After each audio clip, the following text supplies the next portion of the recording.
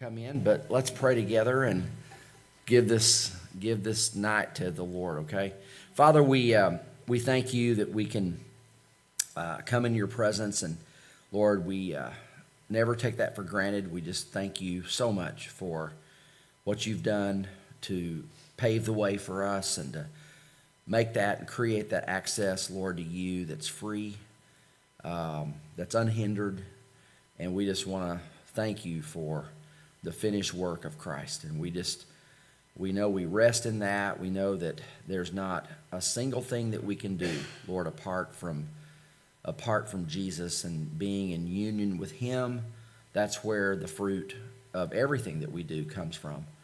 So tonight, Lord, we trust this time to you. We thank you for these doors that you've opened up for our church and for your people here to be a part of work that is redeeming work, that's rebuilding and restoring and helping people, God, with earthly life. But we also, God, thank you for the opportunity that we have to give witness to somehow affect, Lord, that eternal life, Lord, that we know that every person is someday going to have to stand and give an account of.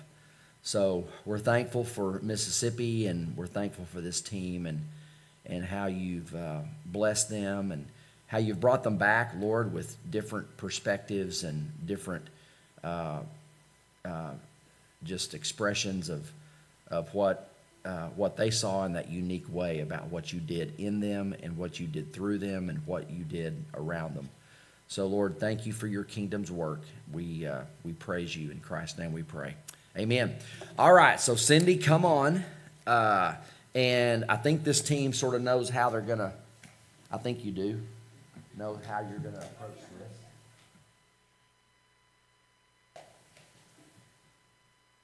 All right. So we have, some of y'all have probably already seen this,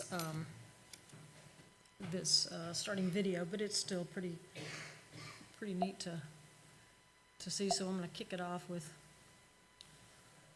that. Hi, I'm Chandler Gurley, and I serve as Director of Operations for 8 Days of Hope. Welcome to Amory, Mississippi for 8 Days of Hope 20. Over 1,800 volunteers from 39 states have been here for the last 8 days. I cannot wait for you to meet our volunteers and the amazing families we've been able to serve.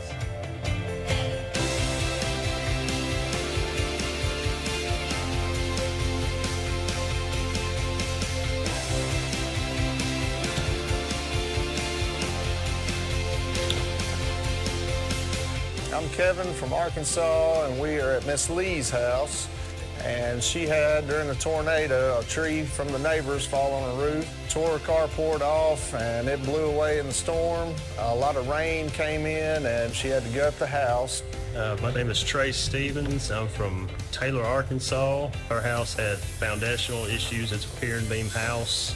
We had to knock out several exterior walls. There are varying plate heights throughout the entire house. It also has termite damage in some places.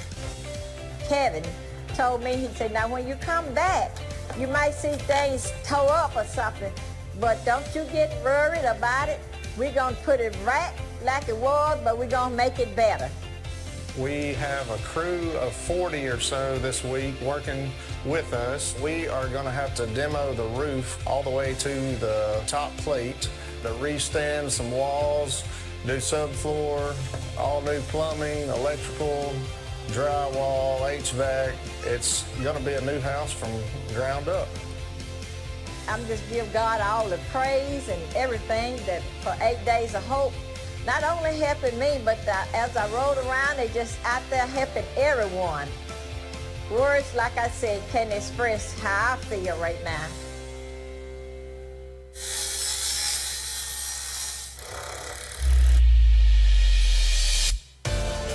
Well, I was sitting there looking at TV, looking out the door, and it just like my house just started shaking, and I didn't know what it was. And then a gush of wind came in, it blew my screen door, and it threw me up against the wall. I'm Rick from Gulfport, Mississippi. We're here at Miss Fanta's house. She had some storm damage from the tornado. She's a recent double amputee, so we're widening doors, bracing up the flooring, rearranging the bathroom and making it more accessible. We're opening up the kitchen. She's getting an upgraded HVAC system. We're putting a new deck and ramp on the back so she can get in and out. Going to be vinyl siding and doing some roof patching and sheetrock and insulation. And basically when we're done, it'll be like a new house to her. Hi, my name is Andrew McNair, and I'm from Gulfport, Mississippi. This is my first 8 Days of Hope trip, and leading up to it, super excited. Just couldn't wait, counting down the days, get to church and be like, hey, we're going to 8 Days of Hope, coming up 5 days, 4 days, and it has been truly amazing being here. Having devotion with everybody, praise and worship with everybody, having 1,200, 1,800 people. It's just a great way to be here and glorify the Lord and spend time with other Christians and help the community. I thank God for y'all. And I thank God for your families allowing you to lead them and come here to assist us. Because y'all done had it to do. And I want God to continue to bless y'all because y'all is so worthy. And y'all just don't know how you have been a blessing to a lot of us. We didn't know what we were going to do. We had a very special musical guest with us Tuesday night. Terrian rocked the house on her first trip with 8 Days of Hope. It's safe to say she's now a part of our family forever. Hey guys, it's Terrian, and I am so excited to be right here in Amory, Mississippi, celebrating the work that the Lord is doing through all of you guys here tonight. Thank you for the passion and the compassion that you pour into every community that you get to step into. Let's go lift up the name of Jesus tonight, guys. Let's go have some fun. God, I'm so tired of the opinions. They telling me how I should be living. You knew my heart right from the start. My faith is more than just a feeling. So give me that joy when they give me that fun. They want me looking down, but I keep on looking up. They keep on telling me I need to give you up. I can give it all and it still won't be enough. During every rebuild outreach, we like to pick one project that benefits the entire community. In this rebuild, we've chosen the Hatley Ballpark.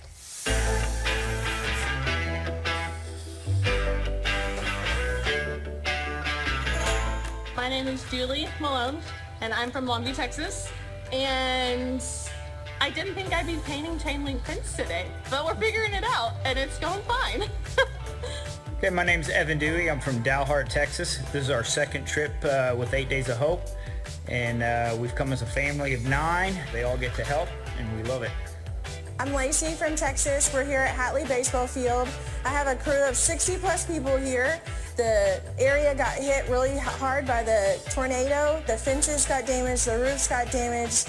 And so we're here building new roofs. They're doing 2 brand new pavilions on either side of the concession stand so that they will have more seating than they had before. We're going to paint all the existing buildings, painting fences, painting bleachers.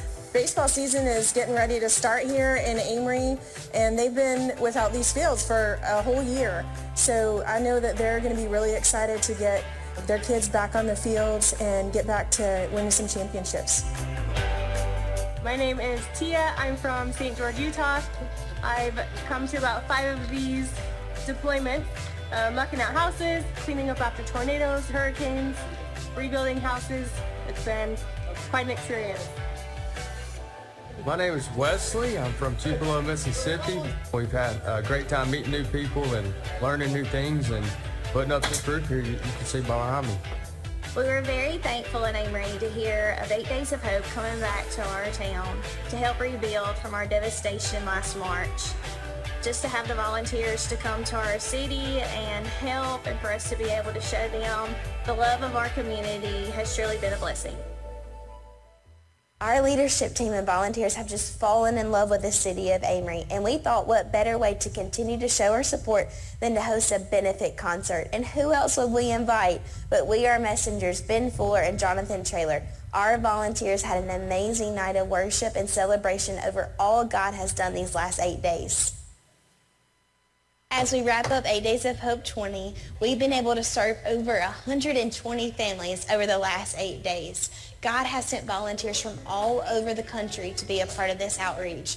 And you know, that's what sets 8 Days of Hope apart, our volunteers. It's not about their ability or their skill, but their hearts. You know, we can do a lot of good things, but good things only last so long. But good things in Jesus' name last for eternity.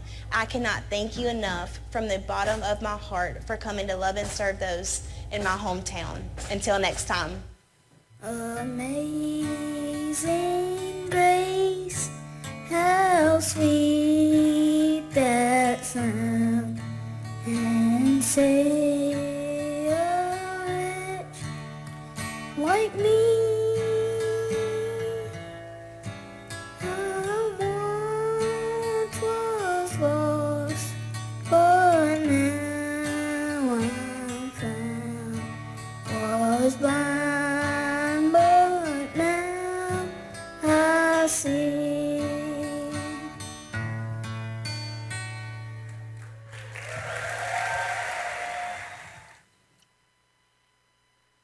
And that little boy lost his dad and his sister. And so those were the only two deaths that they had, but it hit them first, and it was an F4 at the time that it hit them. And just no warning, just it was just total destruction. So this is our first day. We're on the way there. I had to throw this in there. This is a favorite restaurant of mine in Monroe, Louisiana, where I'm from. We had to go right through there, and it happened to be lunchtime. So I recommended this place because they have the best roast beef sandwich. You dip it in gravy. It's all over you. It's just delicious. Nobody got the roast beef sandwich except for me, but nevertheless, I appreciated it anyway. Also, my brother lives right around the corner from there, and they indulged me for a few minutes and let me go over there and give him a hug, so that was good too. So the first morning we're there, lights come on at 5 o'clock, right? I mean, 5 o'clock. And so you get up, you get ready, you go down. Breakfast is served somewhere around 5:30ish, and then we were in a huge tent. All the meals were served in a tent, a massive tent, and but it didn't have heating and cooling. It was outdoors, and the first day that we were there was real misty, gloomy, rainy, and cold. It was in the 40s. So and we're having to, during breakfast, we're discussing what our job's going to be. You go to the job board, pick out a job, and you go do that. It could be a job that lasts for 3 days, or it could be a one-day job, whatever. That's what you do. You just go sign up. They have a list. You just go sign up. Well, I didn't know what I was going to do. We're cold. We're having breakfast, and we're cold, and it's, I'm thinking, oh my goodness, this is going to get, this just got serious. And anyway, the fellow after the devotion that morning, he announced, he said, we need about 20 people to help make about a couple of thousand sandwiches. I'm pretty sure I pulled a muscle raising my hand, because I knew instantly that if there's going to be one warm place, it was going to be the kitchen and dry. So that's where I started out, making sandwiches, peanut butter and jelly. Did I do okay? Peanut butter and jelly and ham and cheese. And we loaded up these tables. We had 2 lines of this, and we loaded up these tables many, many times. Packaged them up in a Ziploc bag, put them in a brown bag, and away they went. And then people would come by and pick up the amount of sandwiches or whatever lunches that they needed for the day, and it just got, so you had lunch out on your job site, but then you came back in the tent for the evening meal. And, a bunch of sandwiches. So after we made the sandwiches, and they needed also some volunteers to go around and pass out some snacks to the workers. They've been out there working, and of course, I'm sure these snacks were purchased well ahead of time, because for the first couple of days, we had popsicles for them, and a few other, some electrolyte popsicles, and some sherbet, and just some cold treats that would, on a hot day, would have been wonderful. But so anyway, we went around and passed that, and that's where I got to see the condition of some of these houses, and it was just, you just can't even fathom the destruction a tornado can just do in minutes. And so this is the first house that we stopped at. The gentleman in the center, this is his home. He had lost his wife 4 months, I think, prior to this tornado. She had cancer and had passed away. And he was at home, and he knew the tornado was coming. He got warning it was coming. So he got in his car and headed the opposite direction. And he went he said he drove for about 20 minutes, and then he figured it had come through there, and he was going to head back home. And it took him over 3 hours to get back home. Trees down everywhere, just power lines down, this is a very heavily wooded area as well, and it's just nothing but, it just looks like toothpicks all over the place. It's just, and it'll be like that for years before they can get all that cleaned up. But anyways, his roof actually got lifted and kind of moved around a little bit. Somehow, I don't know how you fix that. I don't. That's why I was making sandwiches. I don't know anything about that. But anyway, we another thing we did for the homeowners is we would talk to them, and then we would ask them if we could pray for them. And so the few of us got around in a circle, and we were praying for him. And then we're through praying, and he prays, and he prayed the most grateful prayer I've heard in my life. He was so very grateful for us to come in and help them in any way we could. He's an amazing man. He's been through a lot. He said this is one little thing that, for anybody who's been through a tornado, you may know this thing. It's so selective on what it destroys and leaves perfectly standing. But on his kitchen counter, there was a 3 medicine bottles. One was laying on its side, one was on the floor, and the other one looked like it had never been moved a bit. And how do you have a roof like that actually got lifted up and shifted some, and you still got medicine bottles sitting on your counter? It just doesn't. That doesn't compute. It just doesn't make sense. But anyway, so we went through his house. It's just looking up into the rafters. He did have a new roof. They put a new roof on for him, and got things repaired. And this is another. You don't know the story behind this, but there were some old cars behind here that were just parked in a field, and then you come along with a tree of the car in it. And this gentleman was a really, really nice guy. His mom and dad had passed away the year before. His sister had been their caretaker and living with them, and this is their house. So the first thing they had to do was, now this happened a year ago, so they had to, the roof has been leaking, things inside it are just a mess. And so first thing they had to do was basically muck out the house and get out all of the debris, just the trash, and just kind of get it down to the bare, I guess, just down to the bare walls and everything. And sometimes the walls had to come out. It just, at what point do you say, let's just, bulldoze it and rebuild? I don't know. But anyway, 8 Days of Hope said that they could help them out, and they were there doing that. So, this is another picture of his house. I thought this was rather touching. This house, actually, that's got it. Okay, that mailbox was shifted from this house. But anyway, these people have been living in this house for the year. Their roof was leaking, you know, one wall was totally gone, and they were just surviving in 2 rooms. They had nowhere else to go. And I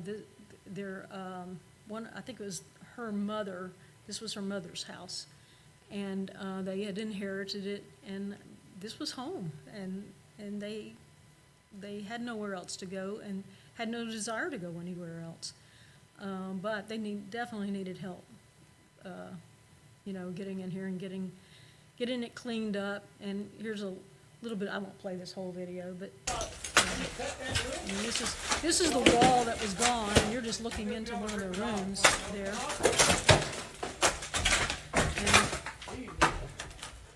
And so these guys eventually get this all torn down, and you know, I don't know if they had any expertise in that or not, but again, I was happy to be making sandwiches when it came to things like this. So these are our shower trailers. This is, we were all sleeping in classrooms, Sunday school rooms at this church, and so they brought in 2 of these trailers with showers in them, and that's looking into it. There weren't any toilet facilities in here, but there was a warm shower that could be had. And so if you're out doing someone knocking down a house, you need a shower after all that. So I thought that was kind of neat.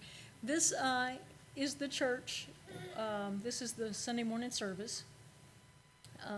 I met a lady there that Mike and I were staying in a hotel in Tupelo, and so after he got there, he came to pick me up because I had an eye doctor appointment with a that's kind of a story I won't get into, but anyway.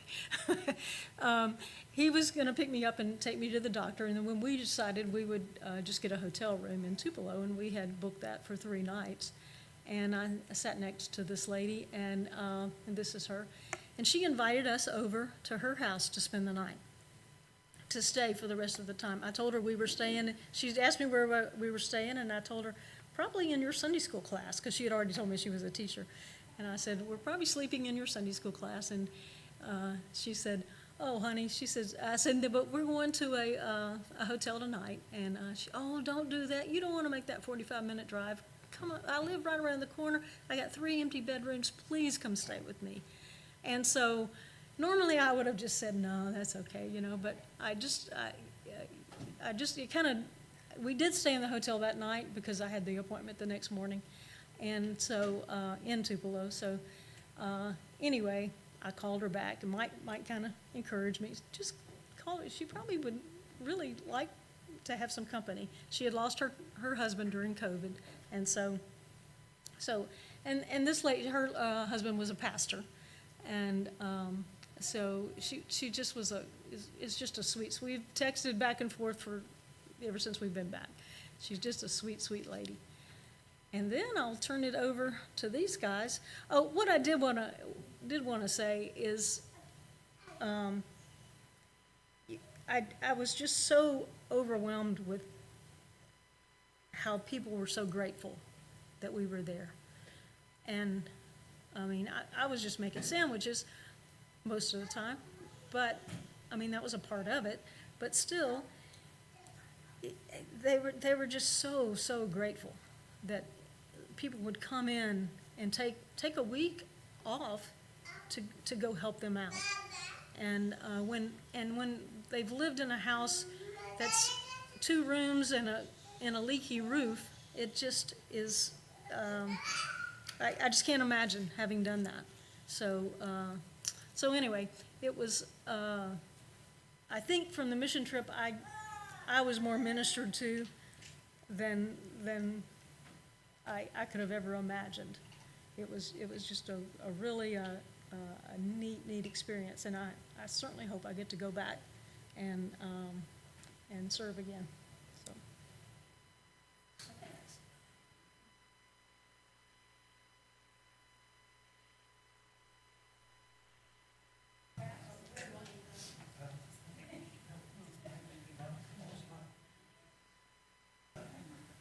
I don't have any slides to show. What I was going to say is Cindy and I have been on a couple of other deployments with the Salvation Army. Last mission trip I went over to the church was in 1978. Okay? And those are typically very planned, organized, scripted. You know what you're going to do, whether it's serve Thanksgiving dinner in Portugal or whatever, you know. You know? With the Salvation Army, it's like the first responder night. One of the first things we did, they published that we were the first feet on the ground there. And we actually met the director of FEMA that night. Oh, I didn't know that's who I was talking to. I hope I said all the right things, but, you know, but that's what it was. So it's totally different. Here, though, when we were delivering the food, the destruction we saw that was there a year later was just shocking. Because we had seen it after the hurricanes, just a few days after. But there's to see how much destruction is still there in that town, and the people were so great. And when we were taking the snacks around in the afternoons, that's when we got to visit with the folks. And for them to tell you the stories of what they went through, it's just, in fact, the last video on here is that young boy singing Amazing Grace again. And he's the one, you know, that lost his sister and his dad. And that's just, it was so touching. He ministered to us way more than we could have ministered.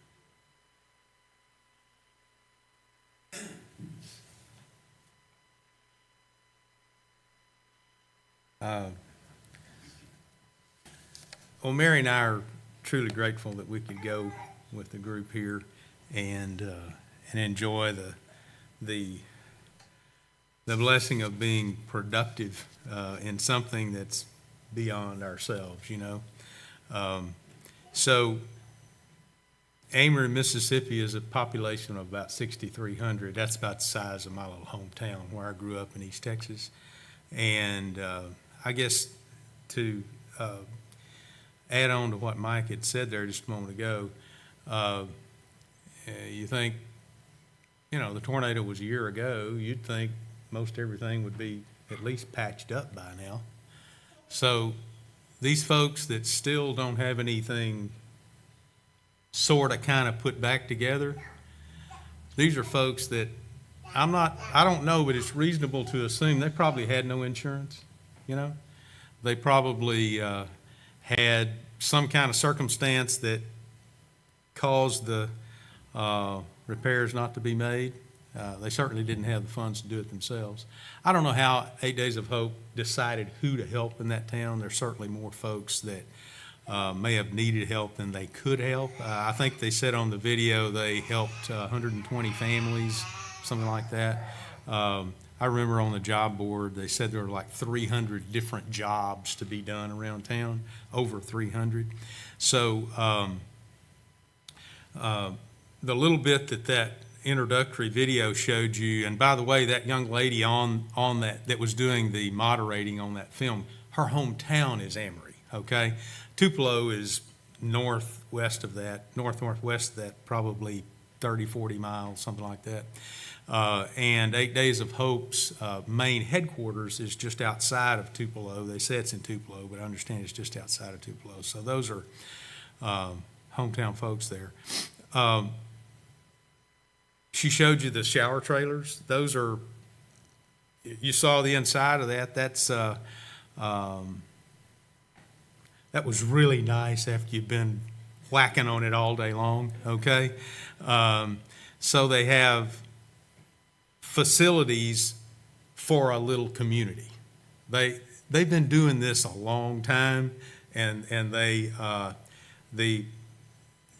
some of the most pleasing things I found was the planning and the leadership, the thinking about everything that needed to happen. She said that was a giant tent. Yeah, it was. I'll show you that in a minute. Crystal had pictures of that also. But this was what they called a rebuild, okay? So we're rebuilding things from disaster. But they also do, Crystal mentioned the rapid response type deal they do. We talked with one lady one night. She said, got a call. I was on the road in 20 minutes and drove for 4 or 5 hours, and a team was there. So they have their own kitchen facilities where I believe they have a freezer trailer, right? They have a cooking trailer, and they can get it done. So they're self-contained in that way.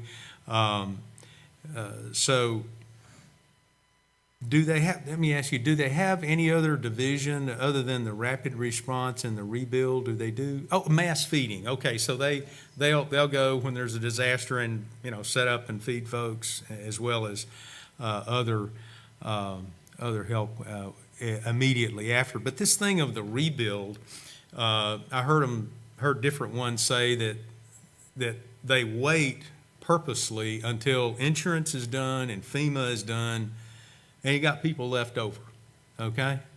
And so that's why you saw the dilapidated houses that were just in very poor shape. Matter of fact, the place that I worked, you remember the lady on the video in the red outfit there, talking about 8 Days of Hope, helping her out? That was Ms. Lee. I discovered after I was there a day or so, that was the place where I helped.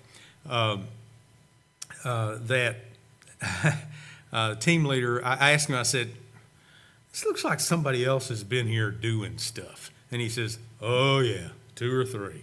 So evidently she had some storm chasers come by and probably got ripped off, okay? I don't know the full story, but that's what it looked like to me, because what got done was pretty janky, and most of it got torn out. But anyway,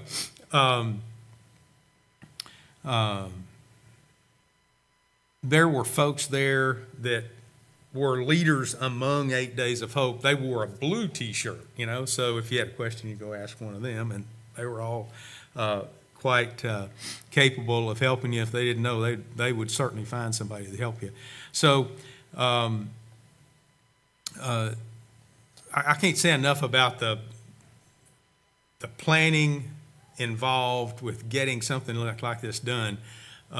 Mary and I help with different events around Bryan College Station at times, and the events we help with takes a lot of help, and you got to have people you can depend on to do things. You can't just say, oh well, I'll be there. Oh no, I got to mow the yard. It's nothing like that. These are people who are committed to help, and so they have. They do all sorts of things. I helped with carpentry, rough carpentry on this house of Ms. Lee's. They have folks who do tree cutting, brush clearing, all that sort of thing. And then all the folks who help with getting the meals prepared, all of the work that goes into keeping the operation going day to day. The main leader of this organization, Steve, what's his last name? Y'all remember his last name? Steve? Tyborn. Okay. He's a real motivational guy, okay? He gets up every morning and every evening in the big tent and gets everybody pumped up and tells you what's going on, makes announcements and things. But I'll let Mary tell about a conversation she had with him about the beginning of this, and it's quite unique. So I'll leave that with her. But we had never heard of 8 Days of Hope until last year when Crystal brought this up. And we were kind of hum-ho about it last year, but we hadn't been on a trip like this or anything similar in a long, long time. So we decided to go, and Mary was a little apprehensive because of her vertigo and dizziness, and she'll get into that in a few minutes. But we decided to go, and we had obligations on Saturday, so we didn't get to go with the group that left on Thursday. We left home on Sunday and arrived Monday morning. And when we got there, one of the first things we saw on the front door, this is the layout. You know, you got men's lodging and women's lodging. The headquarters there at Meadowood Baptist Church, you saw the overall picture of the church. I don't know if you remember seeing the big tent in the back, but so when you first got there, you checked in with the folks, had a little orientation, and then learned about the daily schedule. As Cindy said, that says breakfast at 5:45. You know, lights were on at 5. And they were out at 9 o'clock where I was staying instead of 9:30. But that's a long day when you're really active all day long. So the day starts out with the big tent. You see the food line on the right. There's 2 different food lines in that particular case. That's the right side of the tent. I'm in the back right corner taking a picture. And that's the other side. This is Friday morning, and there's this many people still there, okay? Many people had already left, okay? So you see that I can't say enough about how committed these people were to participating in something that they knew was positive. So that's a shot down the middle during the devotional during that time. So as I don't remember if Cindy mentioned, but the women's quarters was at Meadowood. They were upstairs in Sunday school rooms. We were down the road at First Baptist in the men's quarter. There were probably well over 200 men I didn't count them, didn't get a count, but had a big gymnasium full of folks, and then you kept going. You go in the door, go to the left of the gymnasium, go to the right, there's a bunch of Sunday school rooms full of people. I went to the left and kept going down the hall till I found a room that had some room to put my little air mattress on. But a lot of folks there, and it was all good. So early to rise, breakfast fellowship, go to work. And there were some jobs that weren't quite so strenuous, and then there were others that were. I first wanted to get with the woodcutters because I like to run a chainsaw and pretty good at it. And but you have to go through their training, and they didn't have another training session, so I opted for the carpentry work, and turned out that I was working on Ms. Lee's house. And so this guy right here, Kevin Connor. Oh, okay. Well, no, I'm just, well, yeah, that's what I wanted y'all to see. Kevin Collier was a leader of the house, of the work at Ms. Lee's house. And I just by chance said, okay, they've got a spot there, so I'll just put my name on the list. And I gave him a call, and he said, come on down. Well, you see there, that's 5 people there and 2 there. When I got there, there were at least 30 people working like ants on that house, okay? And in the video, he said there were up to 40 at sometimes because everything was working at the same time, okay? I got there right after noon on Monday, and they had already demoed everything to be demoed. Really, they should have taken all the walls down, really. You know, they really should have. But, and that was hindsight by the leadership of the group after a day or so. But they were going back, putting decking down and putting up some walls. And so I was helping with all sorts of things there. So I was there working on that from Monday afternoon through Friday evening. And in that time, we got a lot of things done. That's me there by the yellow ladder. I was actually doing something. So at that time, that was later in the week when they were doing electrical work. This is the guy and his wife that I work with for the most part. That's Kevin and Amy from Kansas, and I don't remember their last name, but you know, he had about as much skill as I did. We're not real carpenters, but we can find our way around, okay? And they put us on to doing different odd things that needed to be fixed in the house, you know, whether, you know, this corner was all wonky, we had to tear it back and put it back, or add some walls over here, or fix this outside corner on the building that was like this, you know. And so that's what we spent our time doing for the most part. And all the folks around us, kind of a interesting thing, right after that photo was taken, he and I were walking back toward the back, and you see right there, you can see daylight coming through.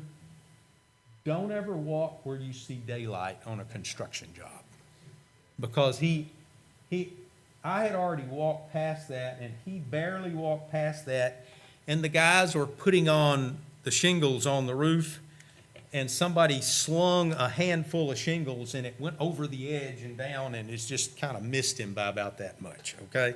So those things can happen, and you always have to be careful. So we worked all week together, and they left on Friday like we did. So I don't know what photo is next. Okay. Every morning when we get started, and at noon when we break for lunch, always have a prayer together, and you know, it keeps you oriented and together. I never, all week long, had an occasion where somebody got hot-headed. You know, this is a construction job, okay, and they're really getting something done. The one exception to that was this guy right here, and I can understand why he got upset. That was the lead electrician, okay? And the backside of the house had a back door, and that was probably Friday, yeah. At that time, I was helping put the siding on the house, and there was a porch light by that door, and they had electricians that cut their hole and put their box in the wall.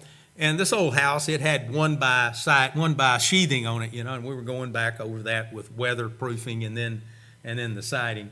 And as it turns out, the folks that came across with the weatherproof sheeting, you know, the Tyvek or whatever, I don't know what it was, but they didn't cut that opening to show us that box was there.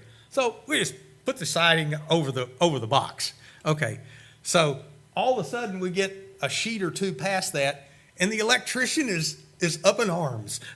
You know? He was mad at his electricians, and he was mad at us. And I said, whoa, we didn't even know the box was there. But anyway, those kind of things happened, and he cooled off. But that was a funny thing that happened, even though we were all pointed in the same direction, you know. So this is an example of what you saw quite a few times. You saw plenty of these trailers. That was, this is, I don't know what state that's from, but it says Franklin County Baptist Association. And it says right there, disaster relief. So this isn't the first time they've been out on something. So that's a testament to folks who get around and get things done. This is Ms. Lee's house, okay? You saw that in the photo. As I said a while ago, when we started, when I got there Monday, right after lunch, the only thing that was standing was that front brick wall and half a dozen walls in the back of the house and the floor deck, okay? And most of the floor deck had been pulled out because it was rotted or termite infested or something. And as I said a few minutes ago, quite frankly, they should have tore down all the walls because, let me flip back here to a photo, and some of you that are familiar with framing will know,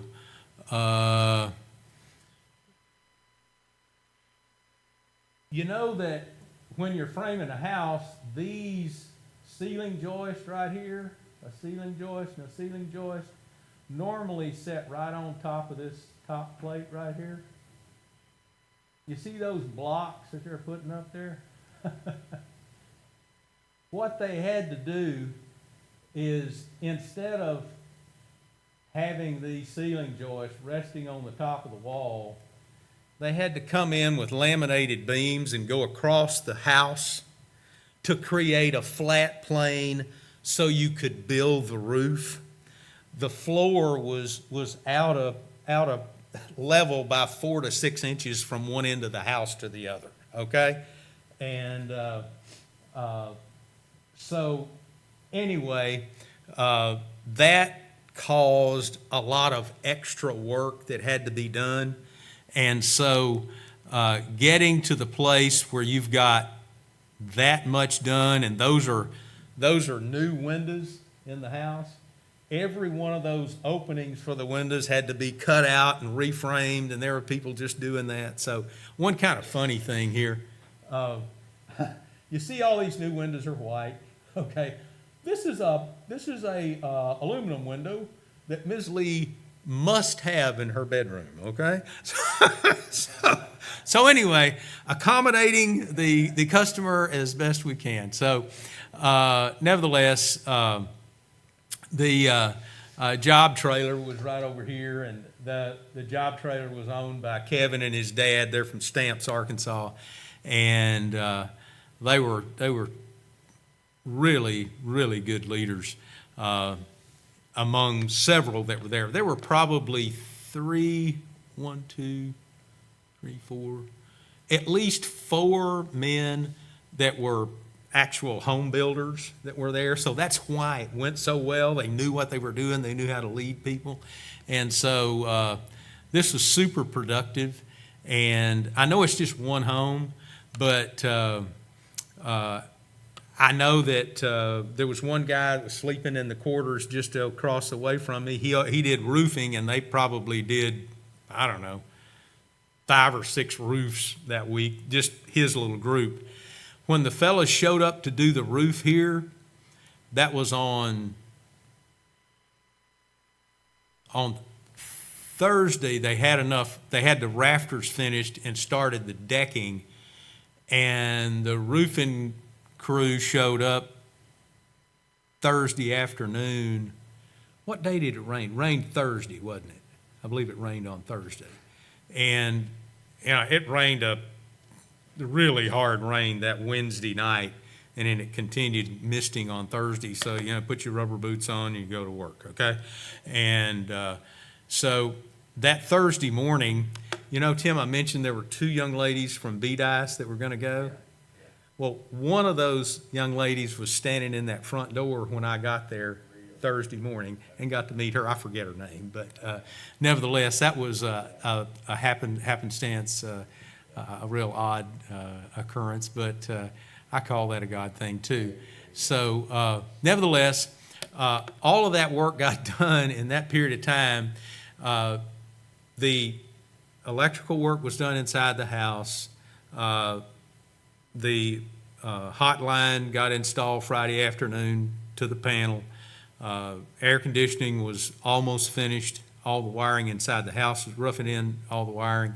They didn't get to do any drywall, no insulation, but that's a lot of work to get done in 1 week. That's probably a 1,600 foot house. And so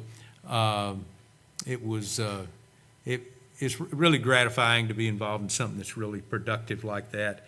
And I appreciate being a part of that and y'all letting us go with you.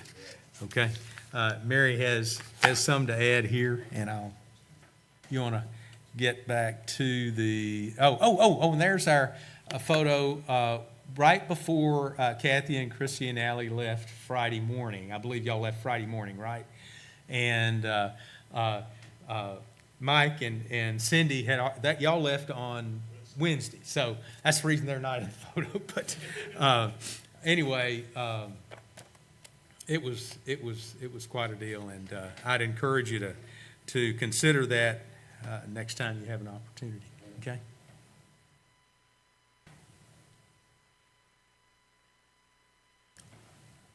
Well, thank y'all for coming.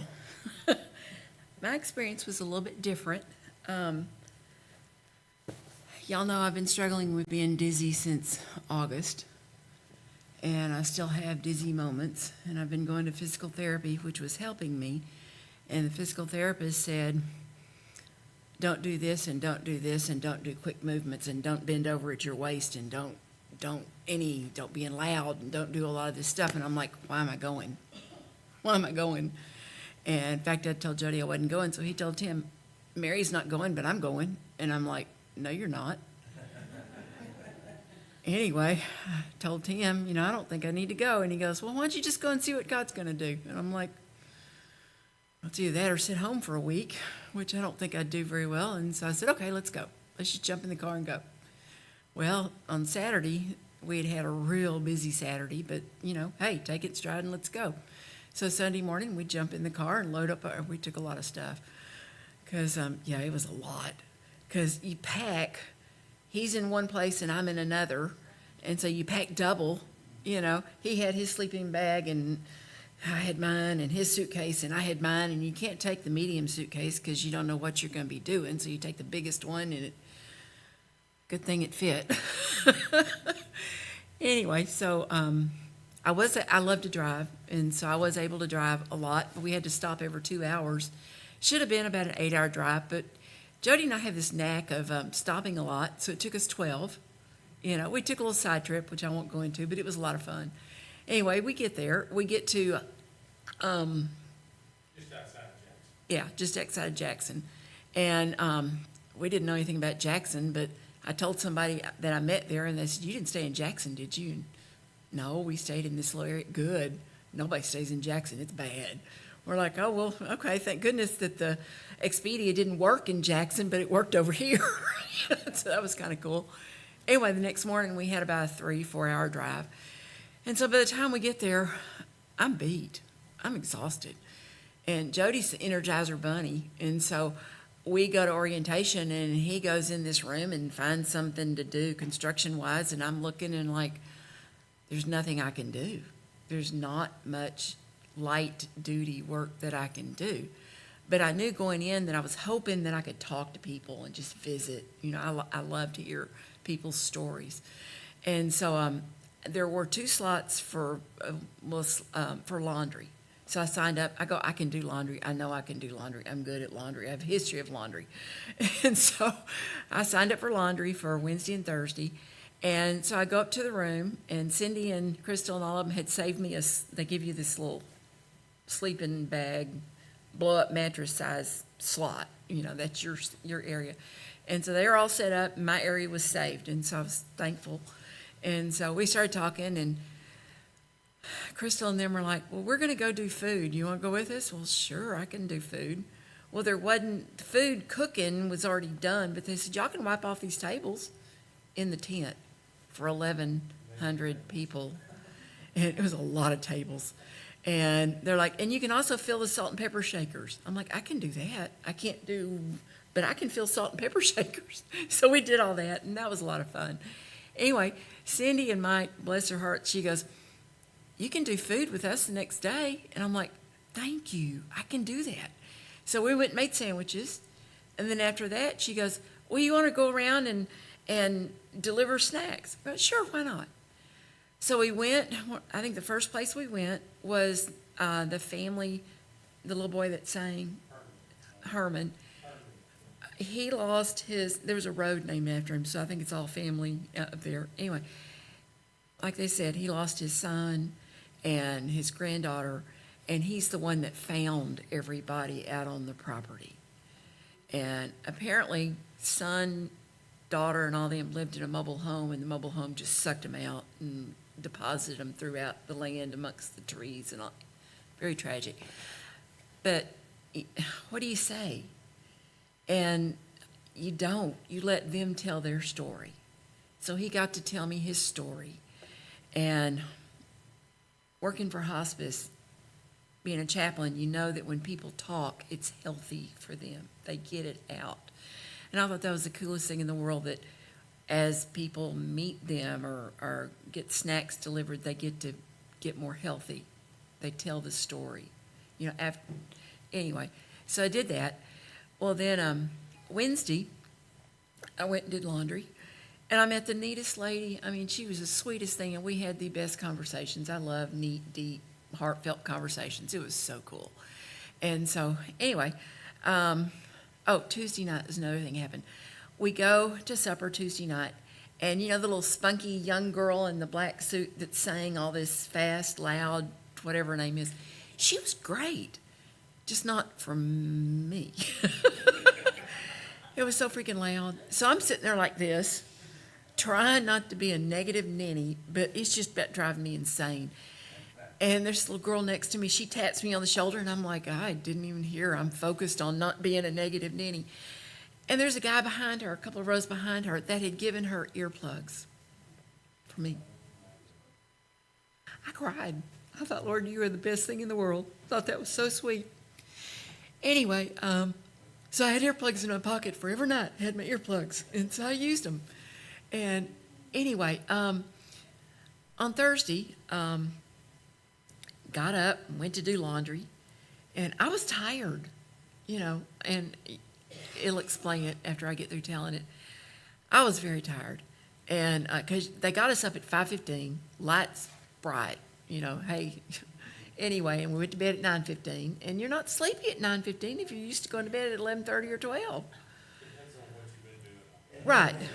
You know, but the first night, second night, and anyway, you finally get into it, you know. Anyway, and so I go over to do laundry, and my friend was talking to somebody else, and I'm kind of down on that. But anyway, there were other people there. And so this other lady showed up, and she wasn't on the list, but I was. And she wouldn't leave. The leader tried to tell her we didn't have room for her, but she didn't hear her. And so I got to feeling down in the dumps and really down. So I go and sit on a trailer. And then emotions set in, and I'm really down, and I'm like, I'm done. I'm not gonna pull a scene. I'm gone. So I go back to the room and had a little emotional set and said, I'm tired, I'm sleepy. And so I slept for a couple hours. Felt better and woke up. What's lunchtime? Let's go eat lunch. So I went and found a place in the gym area where the boards are, and I'm thinking, surely I can find something somewhere. And all of a sudden, the sweetest man walks up.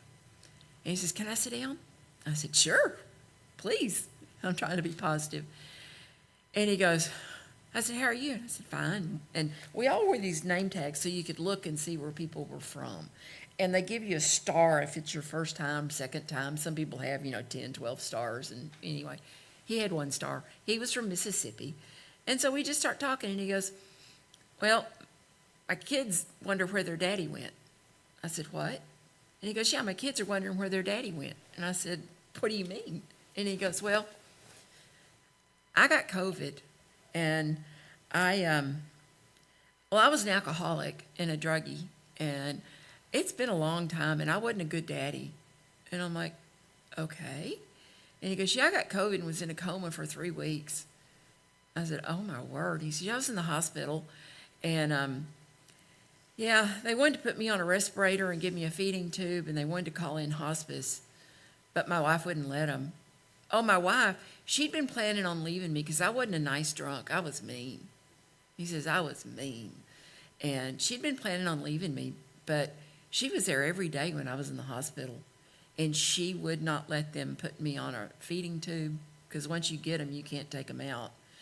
And she wouldn't let them do the respirator, and I was in a coma for 3 weeks. And I'm just sitting there, oh, my word. And he says, you know what happened? And I said, what? And he says, well, Lord started talking to me. And in that coma state, I prayed to receive Christ. Well, I am lit up like a Roman candle because I love that kind of stuff. And he starts telling me this, and he says, I came out of it.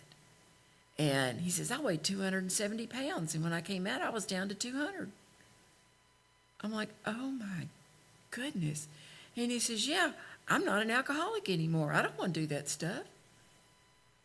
And I'm like, so no wonder your kids are wondering where their daddy went.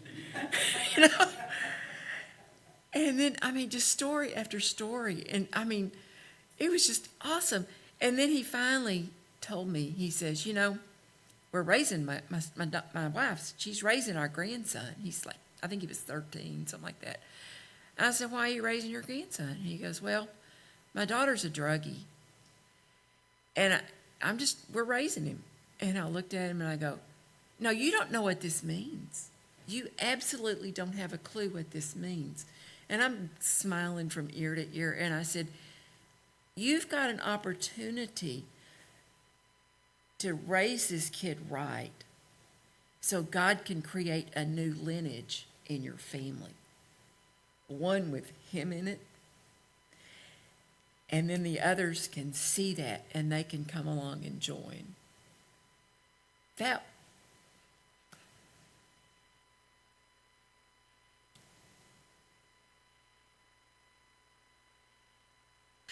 was the highlight of my trip. And I got to hear somebody's sweet, sweet story. That was so precious. Since I'd listened to his, I thought, well, I'll just tell you my story, because I've been struggling too. And I told him my story. He was blessed. He was neat. He heard me. It was like we heard each other. It was the sweetest thing in the world. And boy, I was flying high. Anyway, went on and went about our day. Well, that night, they had this concert in Tupelo. Well, Jody, the Energizer Bunny, was in a construction crew with Energizer Bunnies. Crystal had said, oh, they shut it down at 5 o'clock. Well, not my husband, not Energizer Bunnies. They shut it down when they can't do anymore because they had Miss Lee's house that had to be almost destroyed to be rebuilt. So we all, we all showed up at about 6:30 to go eat. Well, he showed up at 7:30, so I'd go down there and wait till they almost shut the line up and get his plate and wait on him. Well, that Thursday night, everybody went to Tupelo, and, we didn't because we didn't want to. It was too loud. And we were tired, and Jody didn't get back till 7:30, 8, Anyway, so we just went into the gymnasium and just sat and had the most peaceful, quiet, sweet meal and met some other people that came in and talked. They were looking for help, and it was just so nice. So I went to bed, and the next morning, Crystal and Kathy left, and Allie. And anyway, so we stayed, because we're going to stay till Tuesday, because that's what they want to finish Miss Lee's house. Well, after he and I figured out what all we had to do that week, we decided, and Kevin said he had to go home. Thank you, Kevin. I'm so grateful. Anyway, even though it would have been fun. So we decided to leave Saturday. And so we left Saturday, and we ended up going, we spent the night, Friday. Yeah, Friday showed up. So after being on this high roller coaster on Thursday, man, we can do anything, And so I went with Jody out to the job site. There's not a lot that I can do at a job site. And I walked in there, and it was muddy outside because it had rained, cats and dogs. And I look around, and this place is a mess. There's dust. I don't know if it had ever been swept, but it was a mess. Sawdust everywhere. Electricians, they pull wire. That's what they do. They cut wire. They throw it on the floor. Contractor people, they cut wood. They throw it on the floor. The nails were everywhere. Well, they had trash bags, but you don't put a nail in a trash bag, because it pokes holes and you can't haul it anywhere. So I found somebody that started putting them in a water bottle. So, man, we had water and empty water bottles everywhere. So I started collecting nails. Well, I looked up and I asked Kevin, Jody's leader, I said, is there a broom anywhere? He had a brand new one in his work trailer. So he went and dug it out and gave it to me. So Jody goes and finds a cardboard box, and that was my dustpan, So I started sweeping. And I looked around, there's somebody else sweeping in that room and somebody over there. We cleaned that place up, and it looks so pretty. Later on that evening, somebody comes up, he goes, wow, I've never had that. Boy, this is nice. I said, well, you're not breathing all that stuff. It's not healthy, you know. And it was just fun to be useful, you know. It was just neat. Anyway, so we went and spent the night in Jackson, Carthage the next night. And then on Sunday on our way in, we went and visited Jody's sister who lives in Nacogdoches. Then we came home. It was pure joy. But I got to thinking, we had a busy week, and then I got sick, you know, started getting sick after we got home, and I was sick for a couple of weeks. Anyway, after thinking about the week and the guy talking to me and Dizzy and Tizzy and all that, it just hit me. The Lord meets you where you are. He will meet you where you are, in your pain, in your dizzy, wherever you are. And he can help you and work with you and encourage you. And here I'm going to be the encourager. But I got encouraged. And it was just sweet and nice. And I treasure meeting that man whose life is forever changed. And he'll probably come back. And it'll just be neat to see him and find where the story keeps going from. I just thought that was neat. Anyway, there we are. Any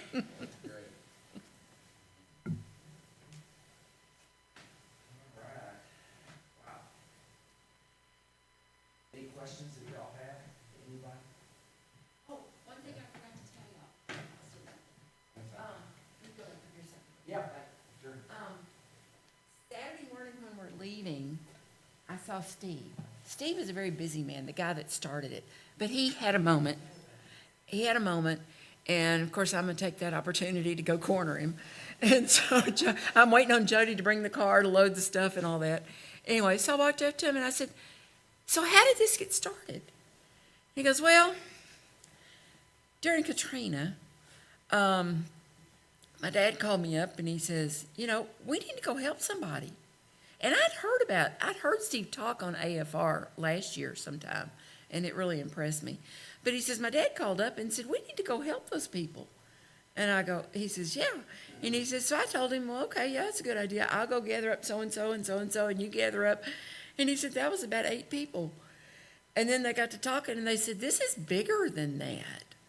And so they said, well, let's call Tim Wildman with AFR. And I don't know if y'all have ever heard of AFR, but man, they are godly people. They've got the wisdom, and it is just an awesome radio station. Anyway, and so they announced it on AFR. Hey, these people are going to go work at Katrina, and y'all come on. And he said, we had 600 people. I'm like, oh my goodness, God is big. He is very big, and he does stuff in big ways. All of this stuff was paid for, these houses.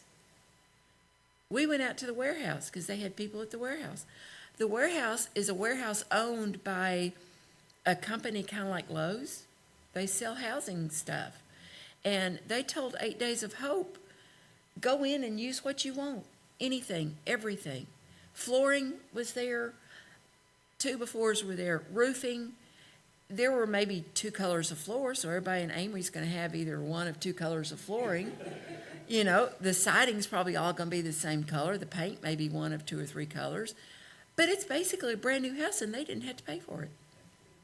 And it was all donated. God is big. Yeah. Yeah. Yeah. And they only have 14, I think they said, full-time employees. The rest are God's army, God's volunteer armies. And it is sure a blessing to go. And they do. Great. It was really cool.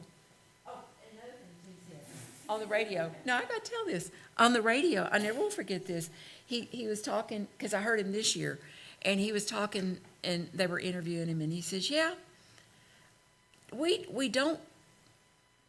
not a denomination. We're any and every denomination. Anybody, if you want to come, come. And he says, you know, we kind of figure this is what heaven's going to be like. We're not going to be this little group or that, because sometimes you know, each little group thinks we corner the market, but we don't. We just don't. And they told us, don't be talking about your church or your religion. Just get along with everybody. You know, you don't talk politics. Don't do that. And there was really one rule that I very much respected a lot. They said, if you're married and you need to go somewhere and you're not going with your husband, you are not, or your wife, you are not allowed to go in the car alone. You have to have a third person. And when I worked with a ministry group in Bryan, and that was our rule. And I thought, man, I feel like home. I like that. That is very wise. And the other rule was at the church home, men can't go upstairs. They can be downstairs, but upstairs is where the women are, and they're not allowed. And that was kind of cool too, for safety reasons. I just thought there was a lot of wisdom in that. Anyway. Yep, very good. Yeah, that's great. That's great. Well, aren't you thankful that God has given us opportunities, you know, to go and serve? We know we have those opportunities right here. Thankful for what God is showing us here in Iowa, that for this world's a big place, isn't it? So it's a lot of need, and those needs represent great opportunities. So I'm just thrilled. I'm real proud of y'all. Real proud of those that are stepping out into this kind of work. You know, I'm proud of a church that many of you are involved right here. You know, with the things that we do right here. That I'm really proud of. Those that heard about Mississippi and went, maybe reluctantly, and wondering what it was all about, wondering if it was really, you know, something that should have happened, but I think we now know that God is guiding us and leading us, and so anyway, thank you all for tonight. Thank you for taking the time to share these pictures, Mike and Cindy, for getting all these pictures together. Crystal, I didn't even see you come in. Good to see you. Thank you for you and Alec Wednesday night. Listen, I'm not going to take too much more of your time. I am going to leave you a couple of scriptures that I think in prayer, whatever you're praying for, that I think can be, you know, I'm a real strong proponent of praying the scripture. Just letting the scripture just really kind of almost speak for itself. And so, I don't know whether y'all remember a few weeks ago when as we were kind of going through Mark's gospel, we got to the story about Gethsemane and Jesus, you know, being in that garden and praying the way he did. And I had forgotten that years ago I had seen this and had used this, and then, like oftentimes happens, at least to me, then I forget, and then God kind of brings me back to it. And so the way that he prays in that garden, I think, just becomes just an amazing way that you can pray, that I can pray about anything that almost is going on in our life. And I want to read this because it's very simple, where he said, Abba, Father. So the first thing he does is he just goes to the Father, and he calls him Abba, which is that very intimate term. So he's basically saying, God, I'm coming to you because I know you care. I know you love me, And I know that there's this real close thing kind of going on here, and it's all because of what you've done. So Abba Father, then he says, everything is possible. So the ground, you know, from which you're praying is, God, you can do all things. You can do anything. There's nothing too hard for you. Then he makes his request, and in that setting there, it was, take this cup from me. So I think that's a great part of our prayer. You just make your request. Whatever at that time is sort of, you know, on your heart, you just cry out to God and you just get that request out. But then the bottom line is, yet not what I will, but what you will. So the bottom line of all prayer is finally releasing even that request. You release that request and you're claiming, God, really what I want, I just want your glory. I just want whatever you're doing in this situation, I just want it done. And if that fits my plan, and if that fits my expectations, great. If it doesn't, that's great too. So that to me is a really good way to pray. Is just come to the Father, you know, out of that conviction that he loves you. All things are possible. There's nothing that's too hard. Everything is on the table with God. You know, anything consistent with his will and with his character you can ask. Then you ask for it, and then you release it. And you basically say, it's all whatever you will. So that prayer right there is one that I have used many a time, you know, to just kind of guide me through certain things. And then I shared with you this morning a verse, actually in Deuteronomy 31, verse 8, that Lindsay and Jerry have claimed for the situation that's going on with Bradley. And I want to read that again. The Lord himself goes before you and will be with you. So I had to think about that tonight, you know, with this story about 8 Days of Hope and how it all kind of happened, you know. Man, the Lord was out there, wasn't he? and Nobody got hurt. yeah, isn't that amazing?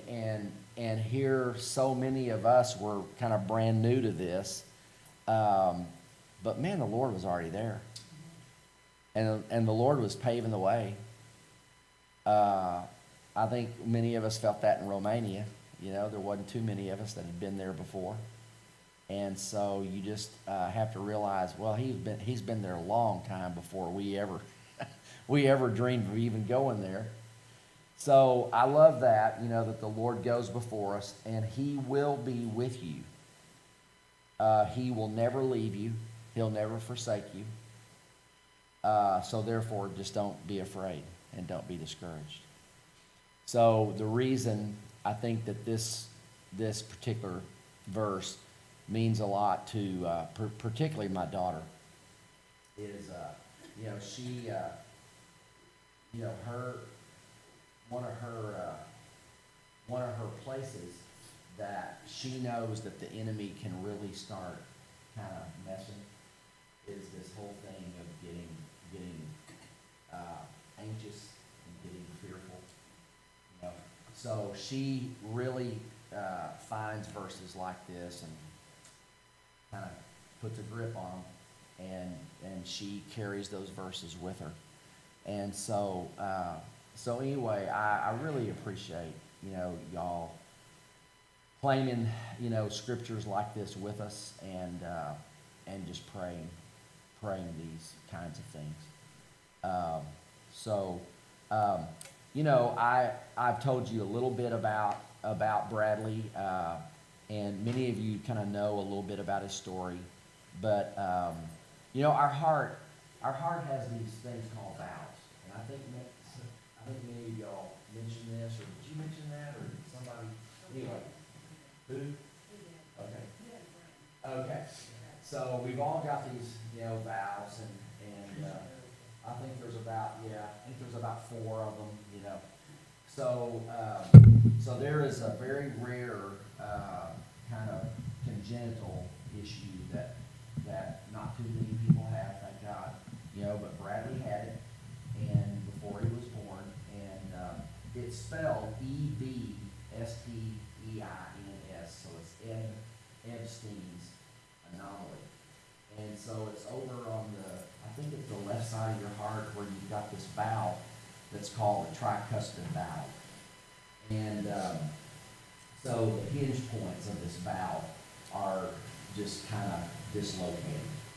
And they're not in the right place.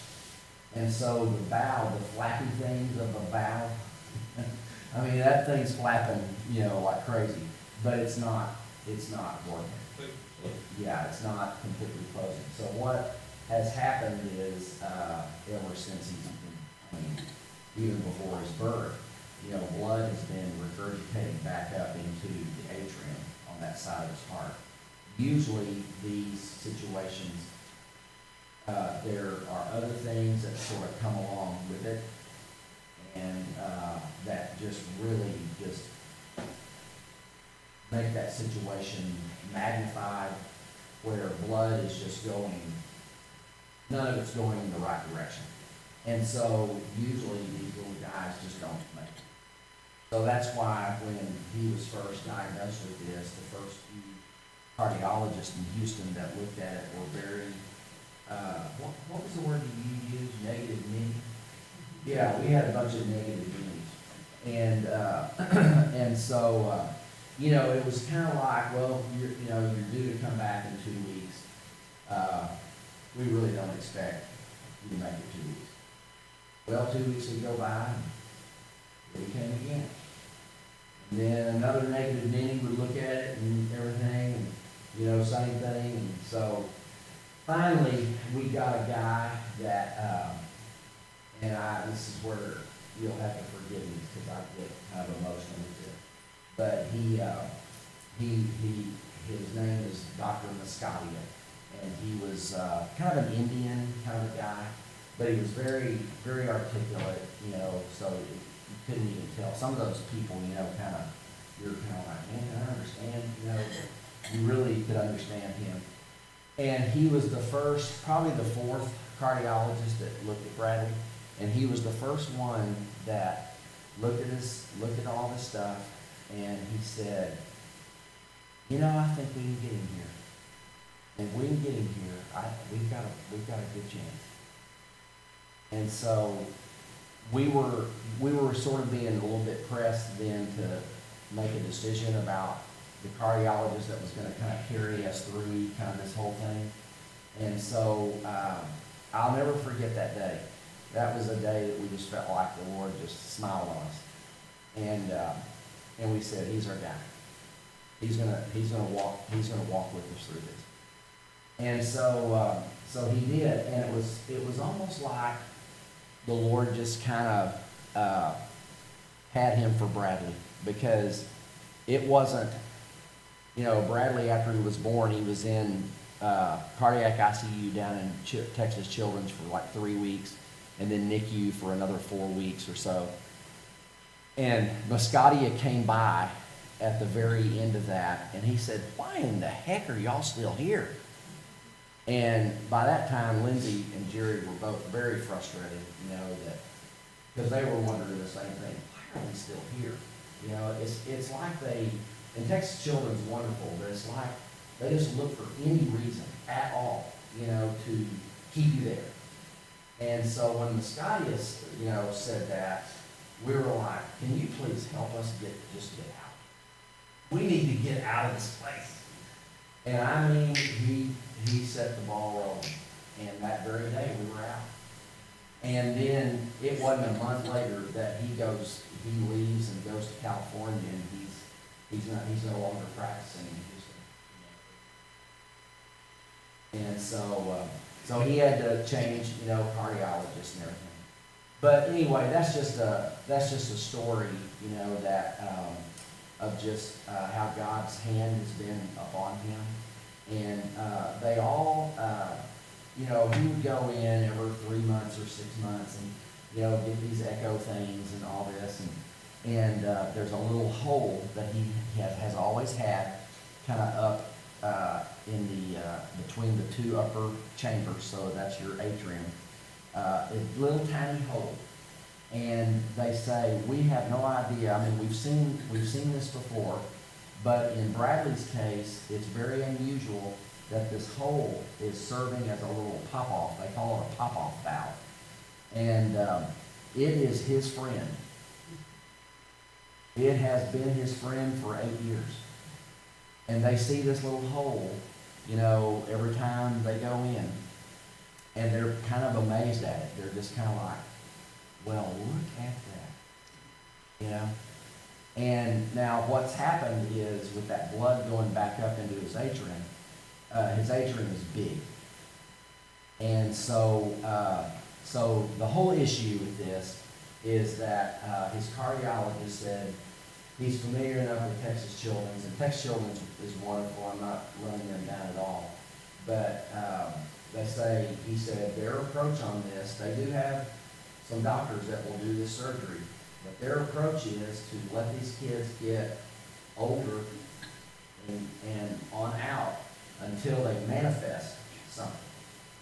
And he said, I just want you to know that there's other schools of thought, you know, out in the country, and y'all need to hear some other schools of thought on this. And so that's what led us about a year ago, Jerry and Lindsay, to start kind of talking. And so one thing led to another, and he had a real important MRI thing done about 2 or 3 months ago, and they sent that to 3 different teams. One was in Boston, one was in Minnesota, and then one was in Pittsburgh. And they looked at this MRI, and all 3 of these teams concur that the optimum time to deal with this situation is when they're between 6 and 10 years old. Well, Bradley's 8.